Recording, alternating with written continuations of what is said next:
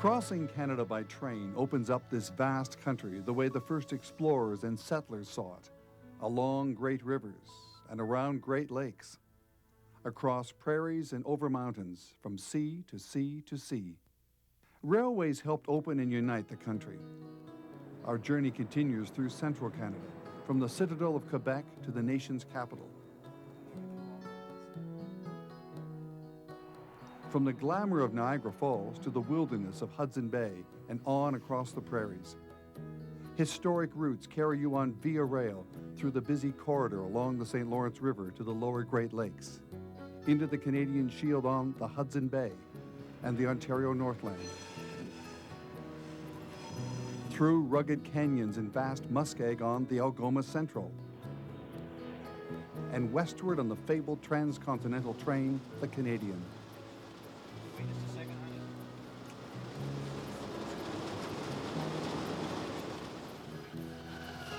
Our journey through central Canada begins as we arrive at Quebec City Station. It's one of the railway's architectural gems.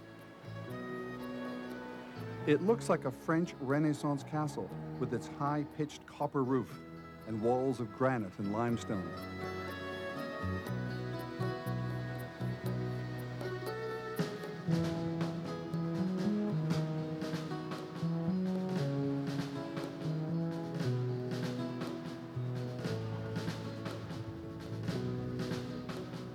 Canadian Pacific had popularized this style when it built the Chateau Frontenac, which dominates the heights of Cape Diamond and honors both English and French conquerors of Quebec.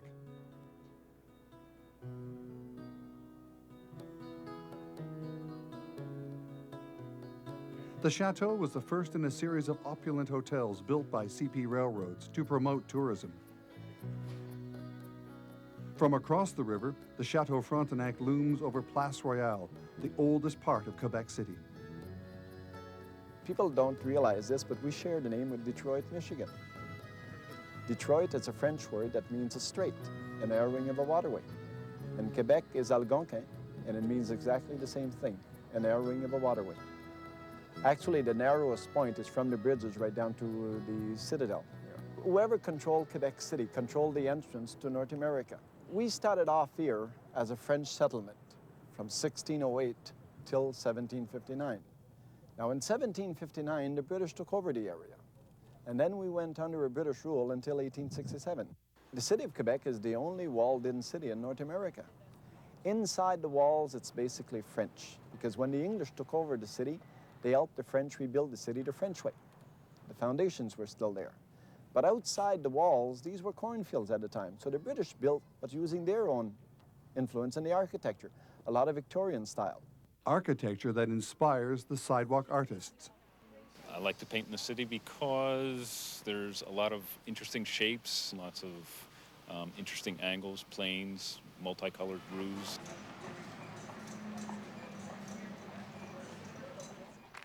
Quebec's Summer Festival celebrates life and art in this vibrant city.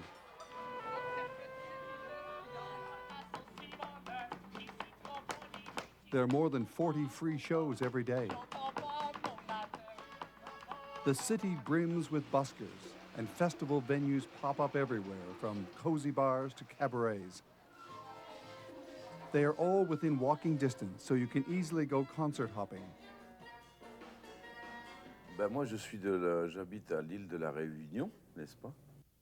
René Lacaille came to Quebec City from Reunion Island in the Indian Ocean near Madagascar. René's music is influenced by Africa, as well as a mixture of the cultures on his island.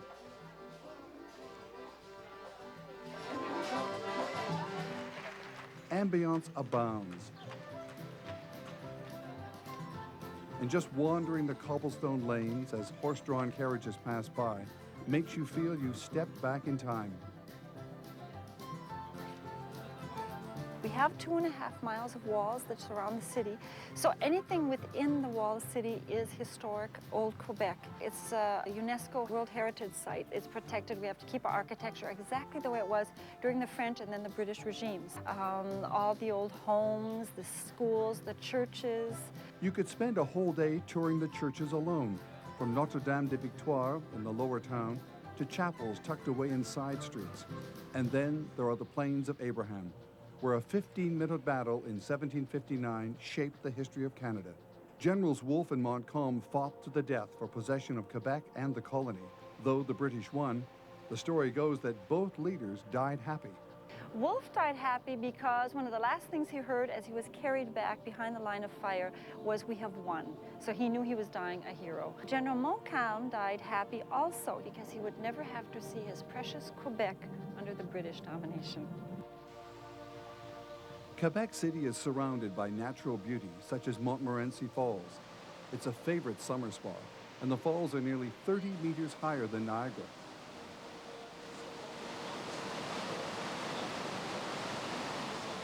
Cross the bridge to Ile d'Orléans in the middle of the St. Lawrence River and be transported back in time, exploring the restored houses that reflect the island's roots. A lot of them reminds about the French times, you know, because those houses have been restored as they used to look in those years. Normandy style and also Brittany style and French Canadian style, which is a derivation from that. Ile d'Orléans is home to several vineyards. You see the fruit there, that this is the black currants, and I may pick some of them. But you notice they're not ripe exactly, not right now. Maybe in a week or so, they're going to be ready. Bernard's award-winning cassis makes a popular island cocktail.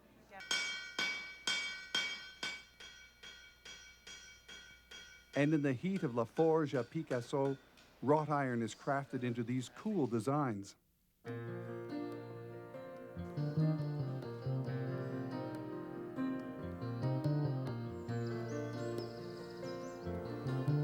Northeast of Quebec City, along the St. Lawrence, is the World Biosphere Reserve, Charlevoix.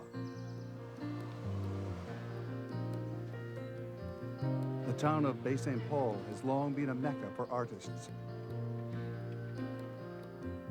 I think a lot of artists come here because we have wonderful mountains beside the St. Lawrence River. The light also is very spectacular, you know. We have the river, and we have all the time clouds, and the clouds make zebra light in the mountains, and that's wonderful to paint.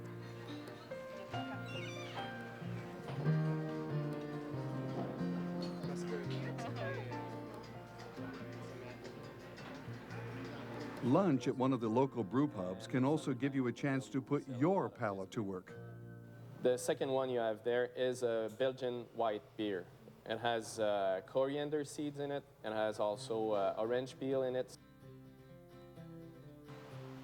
After the mostly cultivated coastline, the terrain inland between Baie-Saint-Paul and the Parc des Grands Jardins is rugged and known for black bears. Here we are in the middle of nowhere. It's very important because we have the moose, black bear, bobcat. But you respect, it's very important for you, you respect the black bear, and the black bear respect you. A 15-minute ferry ride across the Saguenay River takes you to Tadoussac, which for a few months of the year is home to whales from belugas to blues. In front of Tadoussac, you have like a wall of sediment. And because of that, well, especially in this area, it's a special geology. You have meeting of three currents, and you have what we call from the current coming from the sea upwelling.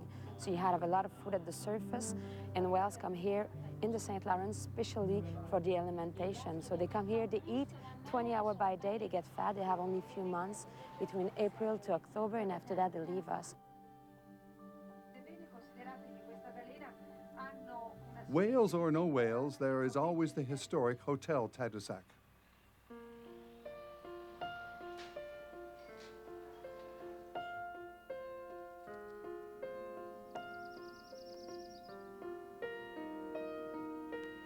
For a taste of the Charlevoix region, take the Route des Saveurs.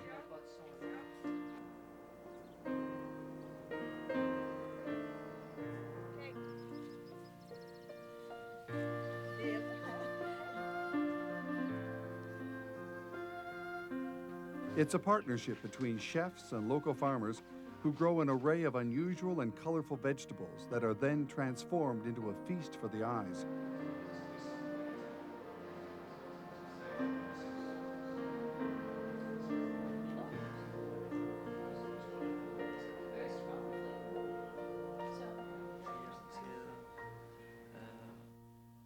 Leaving Quebec City, Via Rail's busiest line carries us westwards to Montreal, the elegant and commercial heart of the province.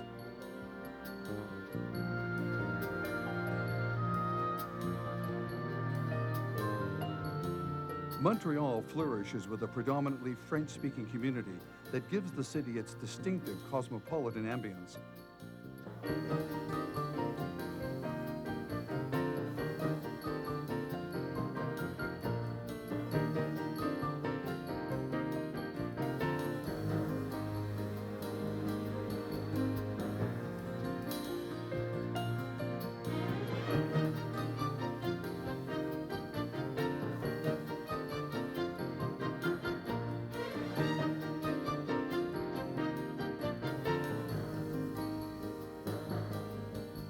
One of the highlights of this elegant city is Les Jardins Botaniques.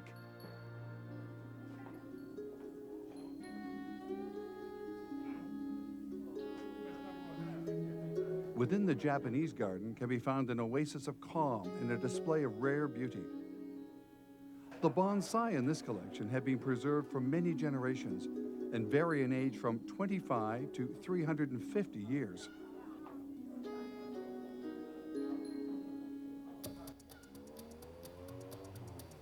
Old Montreal may be all cobblestones and quaint laneways, but it also is home to ISci Centre, Quebec's first interactive science and entertainment complex. We have 3 exhibition halls where you can do hands-on activities. Along with the 3 science interactive exhibitions, we have also a new interactive cinema, which is called Immersion. We are very proud of it because it's a new technology and it's Canadian. It's in a cinema, so you have 3 giant screens, and you have 100 participants who decide the scenario of the movie. And people travel inside the human body, so you see exactly what is in your body, and at the same time you have to kill parasites. But you don't know how the movie will end because you vote, you make decisions, but the other 99% do the same thing, and it's the average which make the movie going into one direction or another one.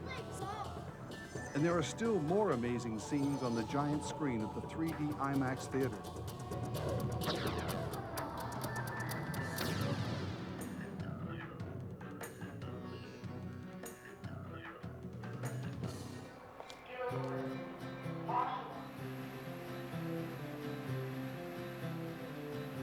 The Via Rail's main corridor connects Montreal to the nation's capital, Ottawa.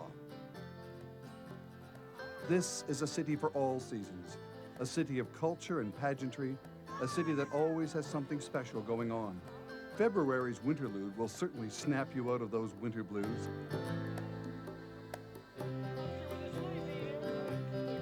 The city on the Rideau Canal celebrates ice and snow with skating, sleigh rides, and an ice sculpture competition that attracts carvers from all over the world. Each spring, the Canadian Tulip Festival transforms the capital into a kaleidoscope of color.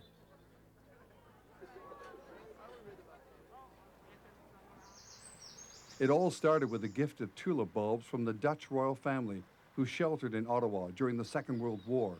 The tulips were a way of saying thanks.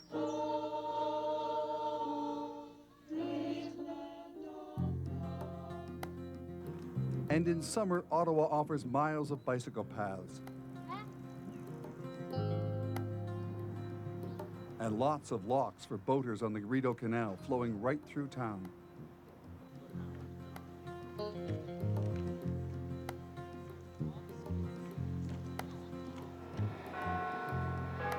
On a hill overlooking the Ottawa River, the country's business is conducted inside the intriguing Gothic architecture of the Parliament buildings.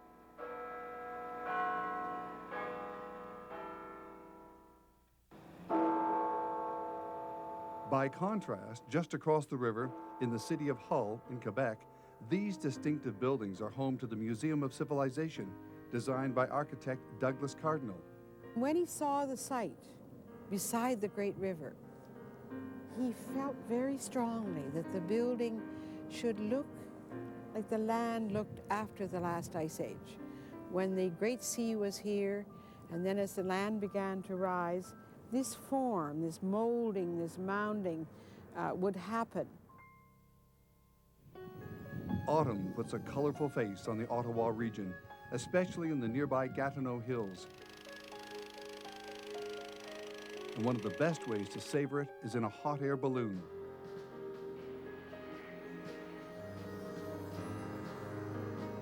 I like flying in the fall. I think it's the best time to fly because the air is a little more stable than in the summer. You get your thunderstorms and your warmer air in the summer. So the fall is nice. You get the colors and it's cooler out.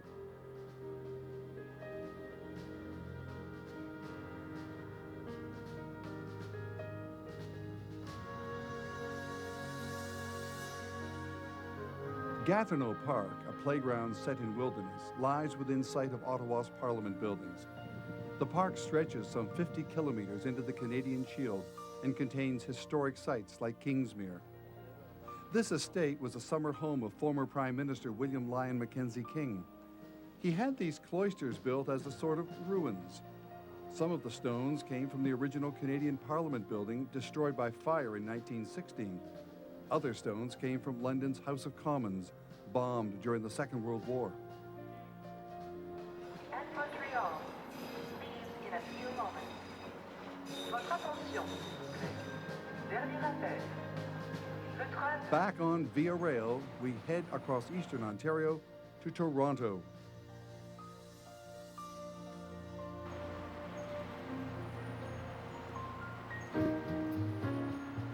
Toronto marks its spot on the Canadian skyline with dramatic architecture.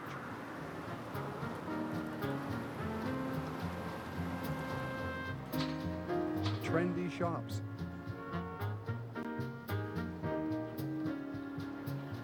A sparkling waterfront.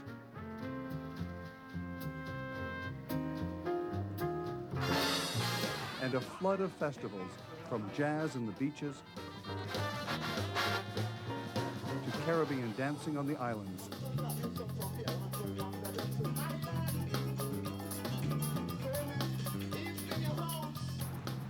Toronto may be the economic heart of Canada, but the soul of the city lives in its ethnic neighborhoods.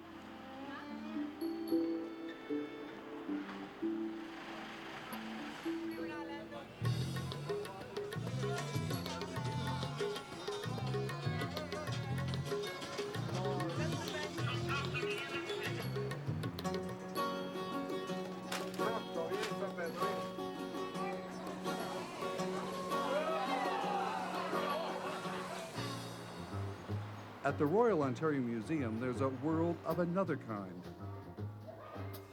The ROM has got a lot of variety in its exhibits because it's got both mandates of natural history, that's nature, and of human civilization. So we're very lucky to be able to say on one hand you can go into one of North America's great collection of Chinese artifacts to something like the dinosaurs, where we have one of North America's and the world's great collection of dinosaur skeletons.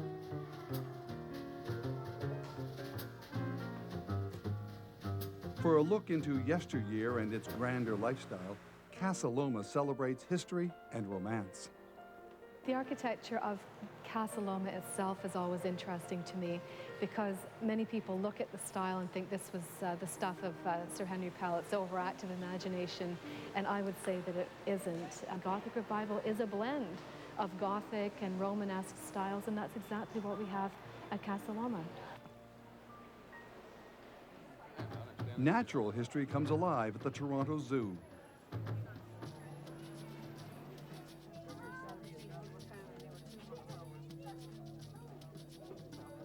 Orphan polar bear cubs, western lowland gorillas, and Siberian tigers are all lovingly cared for in a setting designed to be as much like their own natural habitats as possible. But Toronto has a secret: its green spaces. Just steps away from traffic are inviting pathways for cyclists and pedestrians to explore.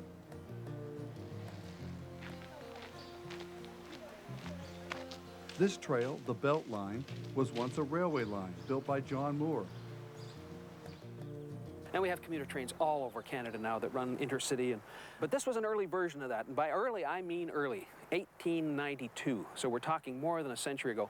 Now, you might be able to hear in the background the sound of the subway, which is kind of interesting because the subway goes under where Mr. Moore's Beltline Railway went over. You still see the bridge on Yonge Street.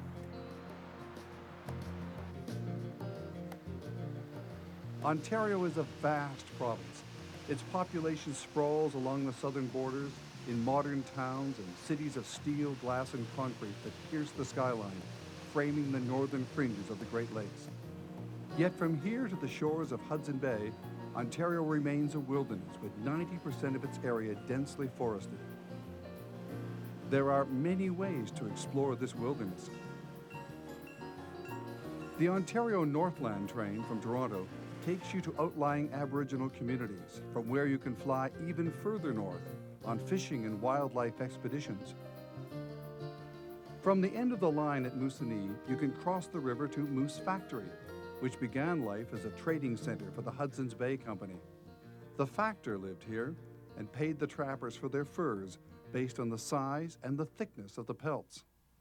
Well, the area was inhabited first by the Crees, and it was established as a fur trading post by the Hudson's Bay Company in 1673. Each dwelling represents the season in which we would be out on the land hunting, fishing, trapping.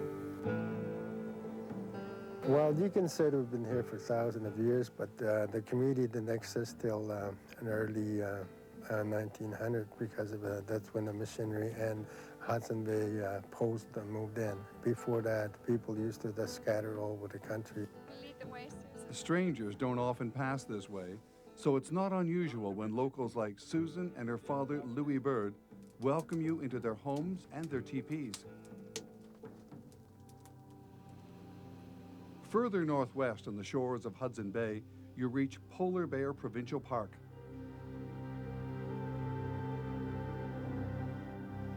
Well, it has three environments in one. We have the bay, we have the tundra, and the tree line fluctuates from 5 to 15 miles. There are all kinds of species of animals, so it's very unique. You can have a black bear and polar bear, caribou and moose, or inland birds and shorebirds and tundra birds.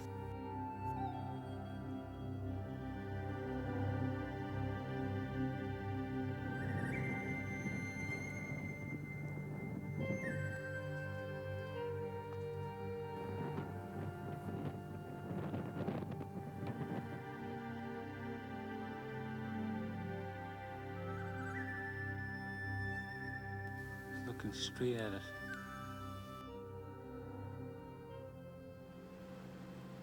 The mouth of the Sutton River is a home for polar bears and their cubs, while offshore is the territory of a pod of beluga whales. A bird's eye view of Ontario shows off a wealth of fresh water in more than 100,000 lakes. No wonder Ontarians have devised so many ways to enjoy this natural legacy. Georgian Bay is really the sixth Great Lake. I mean, it used to be called Lake Manitou, and it's bigger than Lake Erie in terms of square miles and square kilometers, and obviously in terms of water depths. First of all. Secondly, after Superior, it has the best scenery of any of the Great Lakes. The shoreline on the east shore is the Canadian Shield, and on the west side is the Niagara Escarpment. And of course, as it blends into the North Channel, and we get to see Manitoulin Island, we like to tell everybody that's as good as the Greek islands, as good as the Caribbean for sailing and for cruising, because you see something different every day. Plus, we have some ports that are so small, nobody else could go there.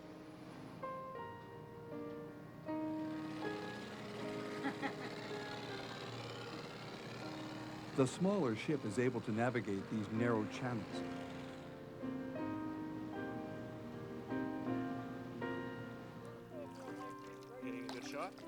Smaller still, a kayak can travel some 30 kilometers through the Fox Islands along the Georgian Bay shoreline.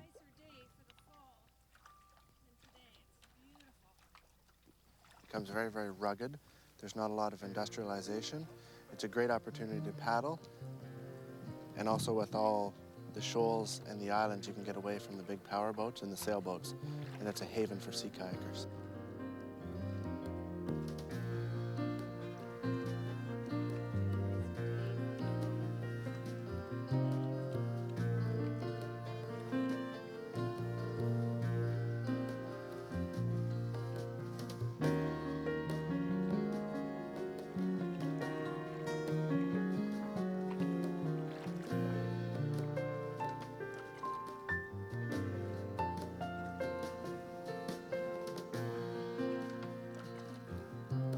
Georgian Bay has been immortalized by the group of 7 painters who captured on canvas the windswept pines, the pink granite rocks, and the ever-changing waters of the bay. To say nothing of the sunsets.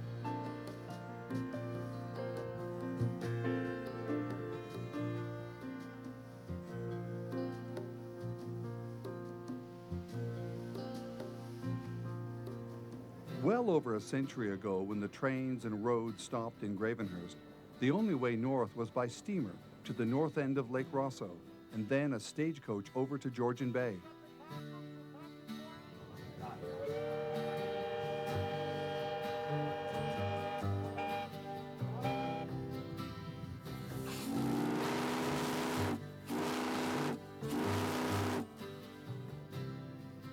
Today, the Seguin is the last remaining ship of a fleet of 11 that once plied the Muskoka Lakes.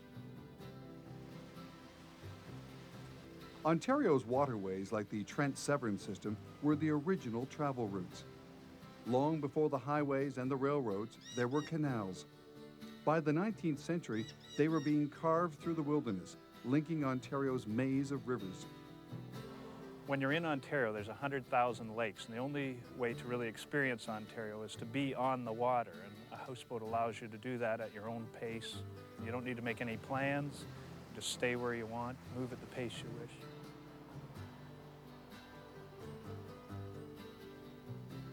Autumn is one of the best times of the year to cruise the lakes and savor the beauty and the wildlife of provincial parks like Algonquin.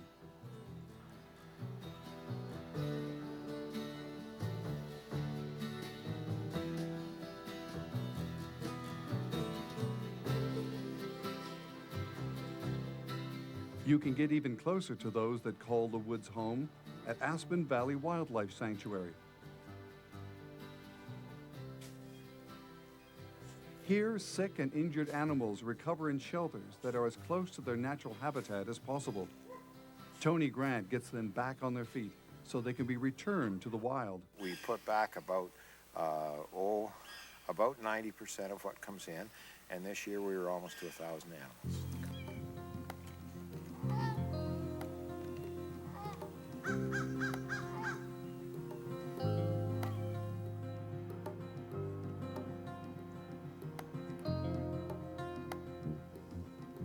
Even wolves that had been illegally crossbred with dogs have found sanctuary at Aspen Valley.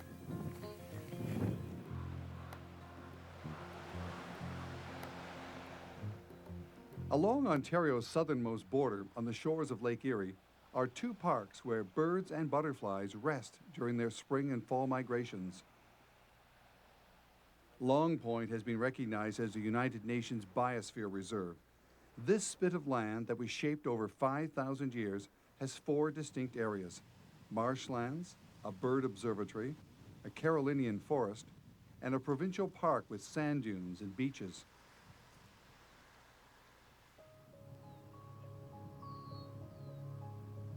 That's very soft. It was gently falling into the pocket here.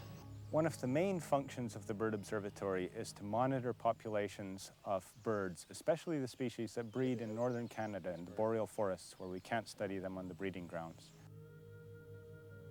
Get it out. This bird has the good fortune not to be there.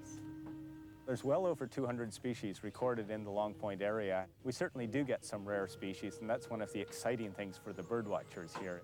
14.3 grams.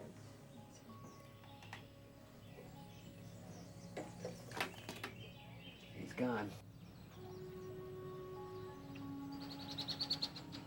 Well, this is Big Creek National Wildlife Area. It was purchased by the Canadian Wildlife Service from a private hunting club in the early 70s because it was an important migratory stopover area for waterfowl, mostly mallards and widgeons.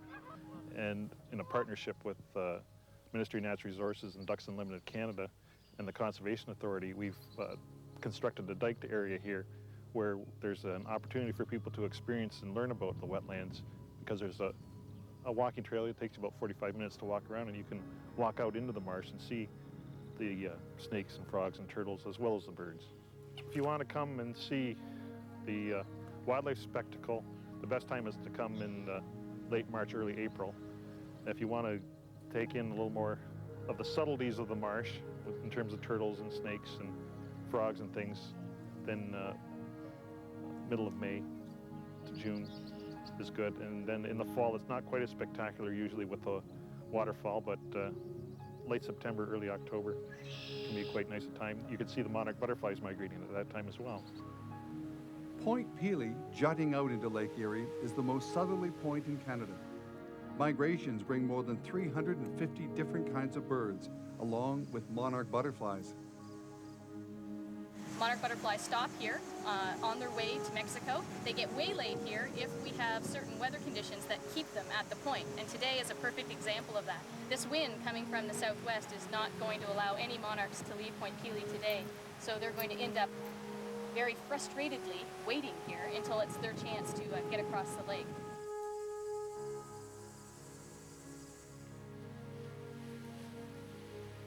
The Point Pelee Spit is all that's left of an ancient land bridge formed after the last glacial period. It continues its time-honored role as a way station on the migrating routes of birds and insects. A monarch butterfly can't land on water.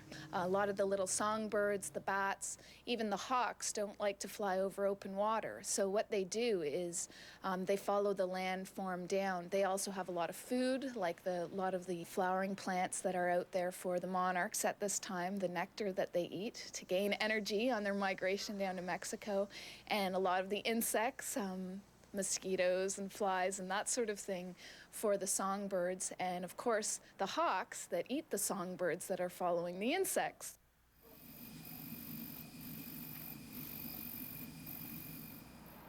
Pelee Island is also perfect for vineyards, which have put it and Niagara on the world's wine map.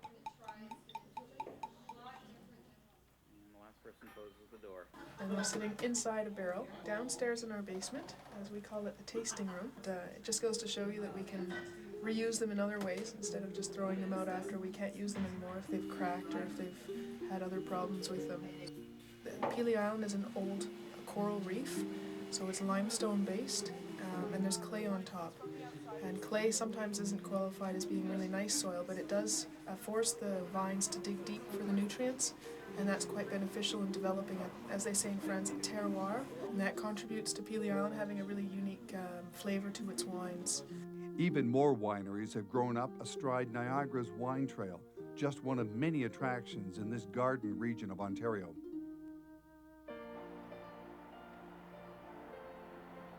You have also man-made attractions like the Journey Behind the Falls, the Great Gorge Adventure, the Aero Car, just lots of things that people can see and do. Probably the most exciting attraction, in my opinion, is the Maid of the Mist. It's been operating since 1846, a scenic boat tour that takes you right into the shoe, as the local people call it. You not only see Niagara, but you feel it, you taste it, and you can literally touch it. You get that close.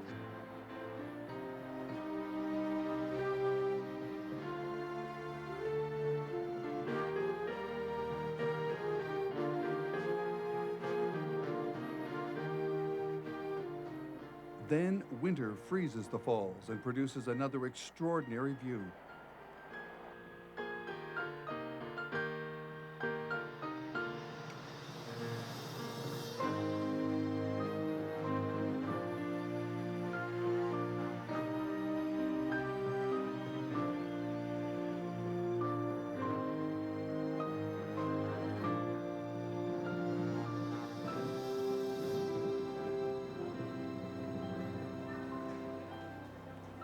At historic Union Station in downtown Toronto, we board Canada's most famous train, the Canadian.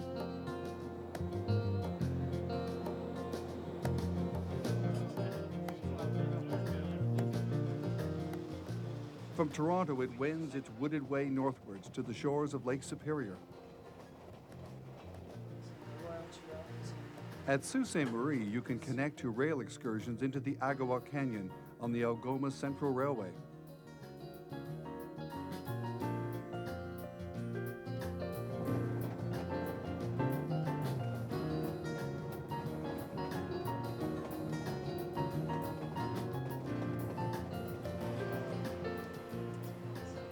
It takes a day to penetrate a wilderness of forest, lakes, and rivers to reach deep into the canyon.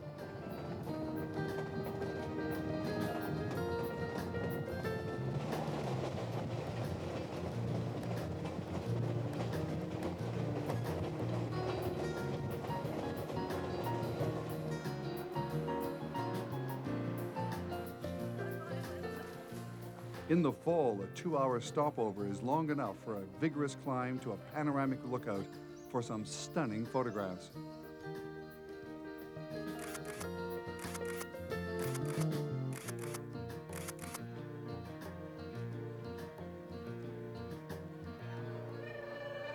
Hey, one more time for the Agawa Central. One more time for the Agawa Central. Let's hear it now, folks. Everybody do the la-di-da. Hey, la-di-da.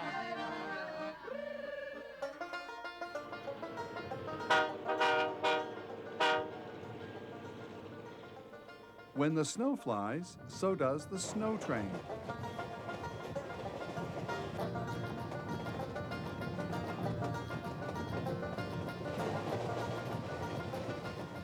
It snakes through a wonderland of frozen lakes, snow-laden trees, and icy waterfalls sculpted by nature.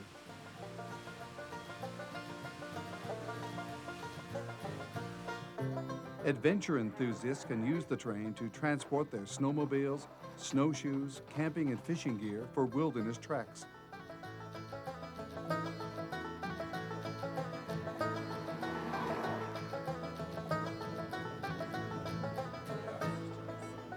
Back in the comfort of the Canadian, we continue on our journey through Ontario's wet and wild scenery to Winnipeg.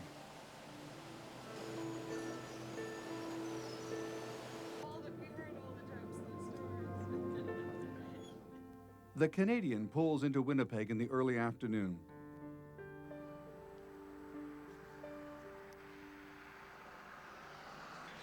The capital of Manitoba has been called an old city in a new country and still retains its turn-of-the-century architecture.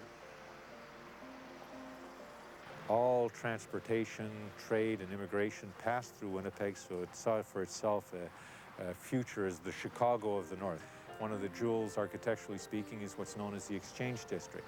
This would have been essentially the first downtown of Winnipeg, sort of 1880s to 1914. There's very impressive brick buildings and so on. There's a street that was known as Newspaper Row, or as the old Telegram Building. In the 1880s, land at the corner of Portage and Main were fetching the same prices that a square foot of land were costing in New York City. St. Boniface itself has a number of very interesting structures as well. The St. Boniface Museum, for instance, is the only remnant, other than the Fort Garry Gate, of the Red River period. It's the largest oak log building in North America. It's been a National Historic Site since 1958. But of course, the real jewel in the crown in St. Boniface is the cathedral and the basilica ruins.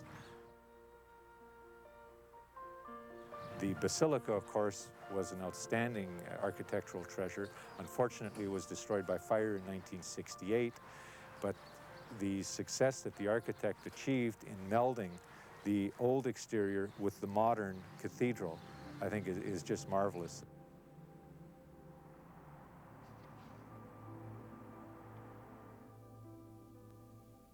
Manitoba is full of surprises. There are rolling prairies, dense forests, wet marshlands, and colorful valleys.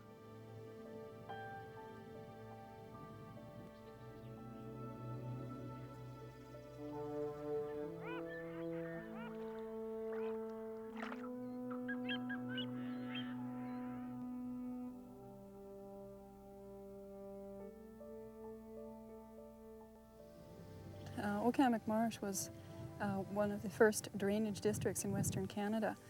Then in the early 70s, Ducks Unlimited and the Department of Natural Resources got together and decided to restore a portion of the former marsh that had existed here.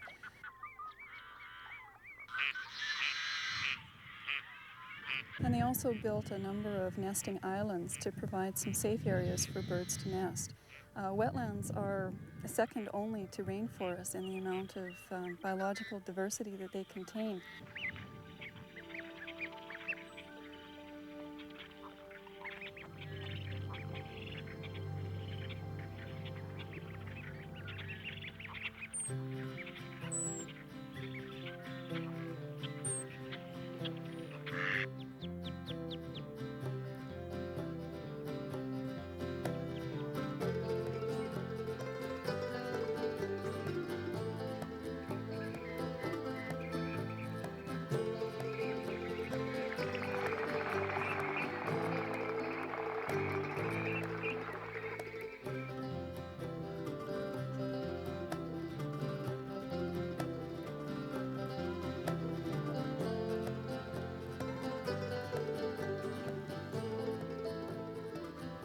At Gimli, Íslandingadagurinn is a celebration of Icelandic heritage. The Icelanders came here about 125 years ago after a devastating volcanic eruption in their homeland. They settled in Gimli and Hekla on Lake Winnipeg.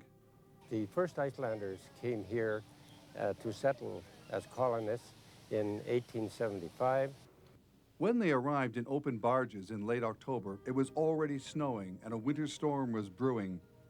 The steamship Coldwell had managed to tow them here to Willow Point on Lake Winnipeg. As the blizzard worsened, the captain warned them to turn back or they would all perish.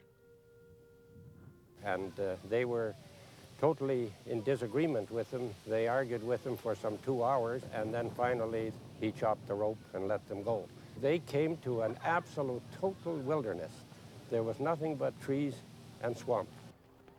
It was a rude welcome, but they survived. And the annual Íslandingadagurinn celebrates the strength and character of those early pioneers.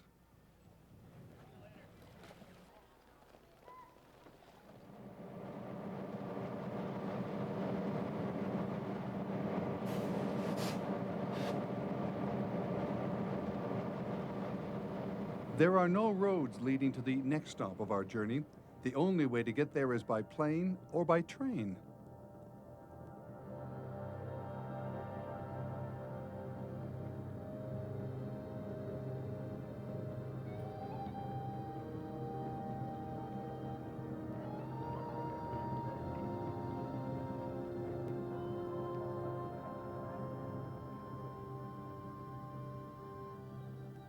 Churchill, Manitoba is Canada's only Arctic seaport.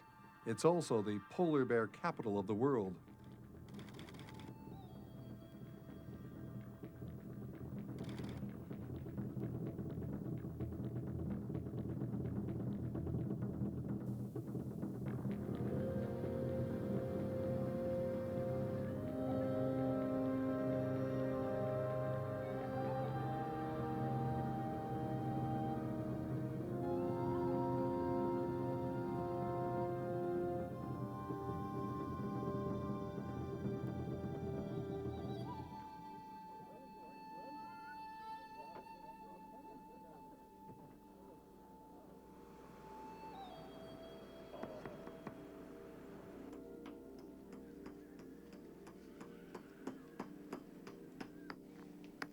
The essence of both the wildlife and Inuit lifestyle is captured in soapstone by carvers like Camilla Ikelik. In the fall, travelers in search of polar bears and caribou get around in tundra buggies. They stick to bumpy old trails to avoid further damage to the fragile environment. In the tundra, there's only a few centimeters of soil above the bedrock, yet it supports more than 200 different species of plants.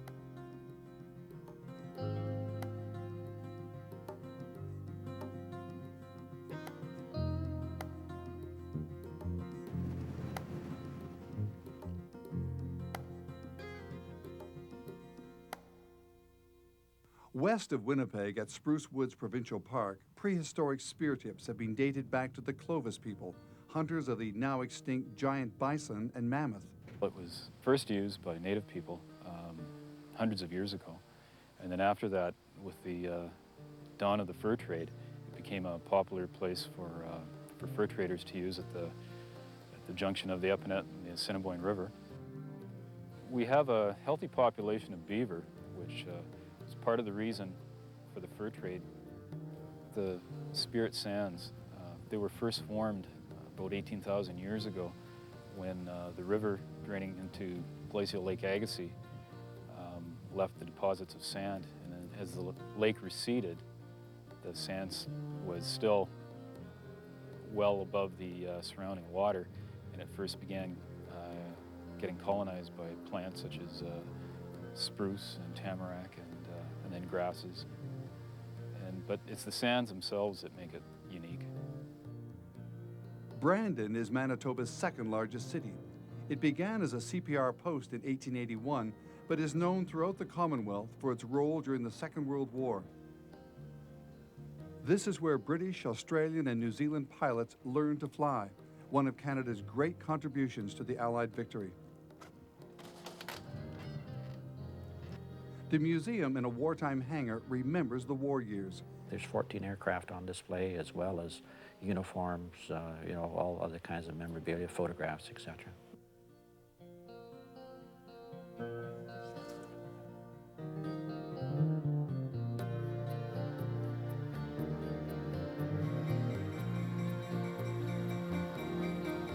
North Brandon Station has such a short platform that the train sometimes has to pull ahead so everyone can get on and off. This is your second call for dinner in the dining car. Once back on board the Canadian, dinner is served.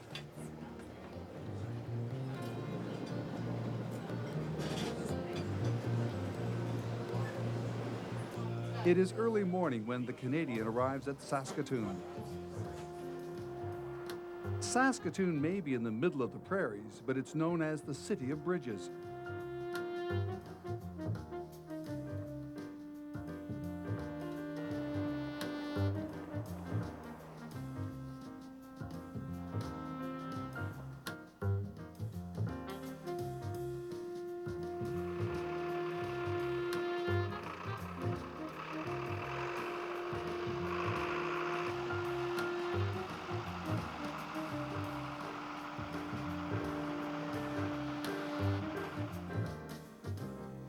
Small towns in Saskatchewan are having a difficult time. We're fortunate we have a resource. It's the nationally significant history that's here. We borrowed the idea from Chemainus on Vancouver Island. The dream of a Métis state on the prairies ended here in Saskatchewan in 1885 at the Battle of Batoche. The year before, Louis Riel had petitioned Ottawa for Métis land rights and better conditions for starving Indian bands. When Ottawa turned him down, Riel set up a provisional government. Ottawa dispatched the military to put down the uprising.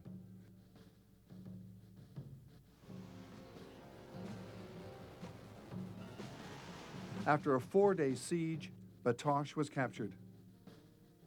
Riel was hanged for treason. Indian leaders Big Bear and Poundmaker were jailed and died shortly after getting out of prison. Depending on which side you were on, the West had been won and lost. What archaeologists found at Wanaskewin, just outside Saskatoon, bolstered the belief that ancient Aboriginal societies had developed around a phenomenon called buffalo jumps. The archaeologists that first arrived here in the 3032 were looking at the very readily visible sites, such as the Medicine Wheel site, the teepee rings. It wasn't until later they started to investigate the valley and such that things were eroding out of the creek banks, such as bones and pottery. People have been using this valley for just about 6,000 years and using it as a hunting area, place to procure bison, berries, and things like that. Plains Cree tradition was an oral tradition, so all these things were passed down through storytelling from elders and on to younger people. I think it's hard for people to imagine that it hasn't been written down, these things, you know, even though 6,000 years old. We're not going to find any clay tablets or anything like that out here.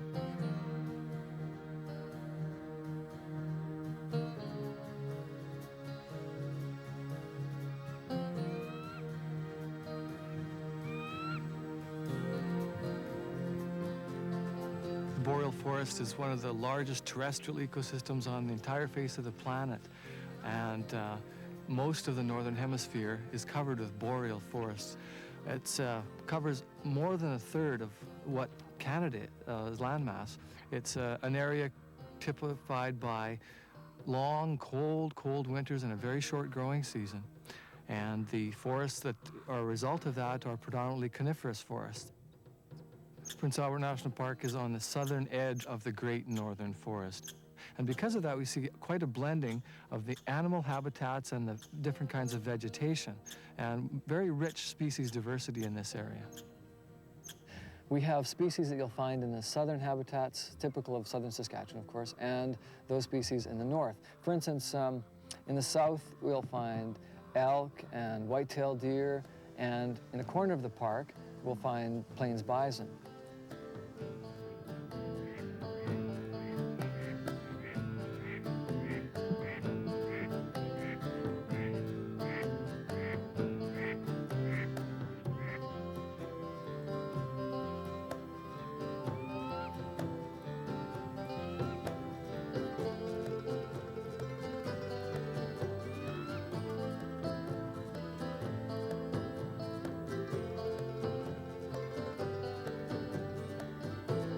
Prince Albert National Park has a population of somewhere between, 60 and 100 wolves, a healthy population and definitely a viable population of wolves.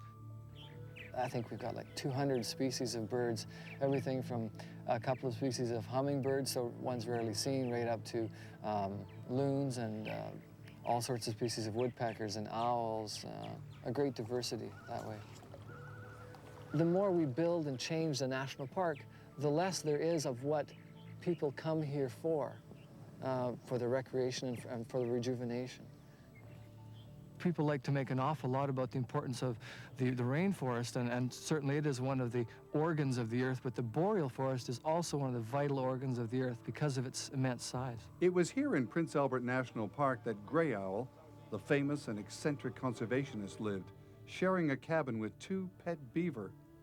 His notoriety came from deception. He had fooled everyone.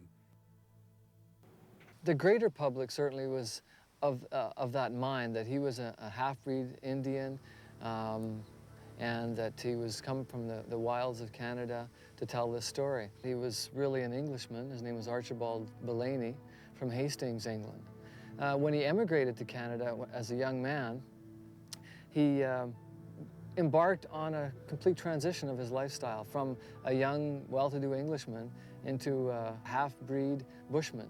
In short, he became a conservationist rather than a hunter and a trapper.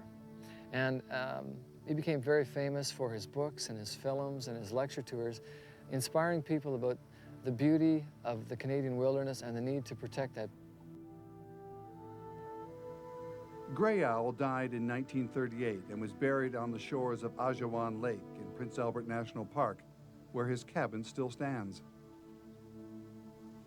This park was established in 1927 in a transition zone between the prairies and aspen parkland and the boreal forest of what is really central Saskatchewan.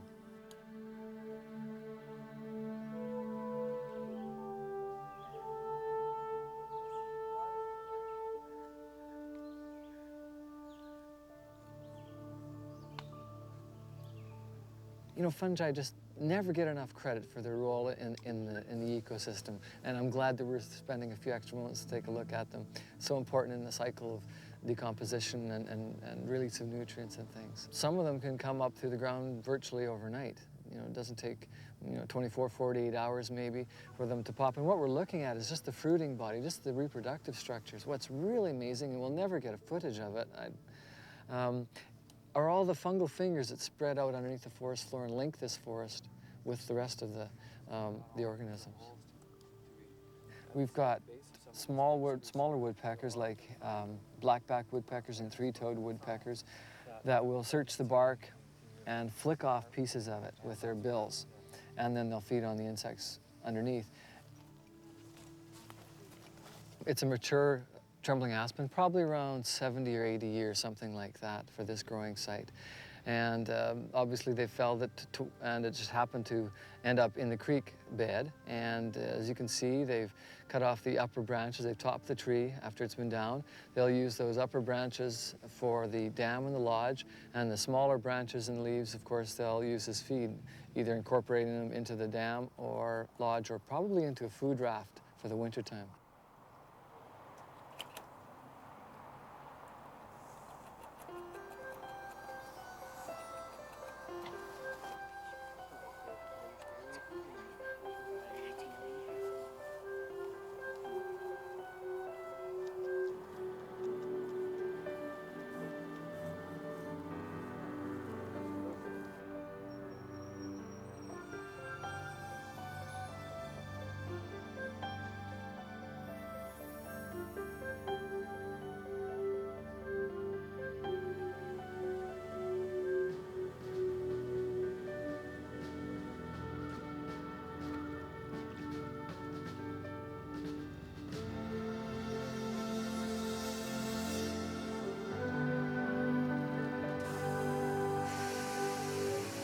Back aboard the Canadian, we head west out of Saskatoon, Saskatchewan, bound for Alberta and points west in British Columbia.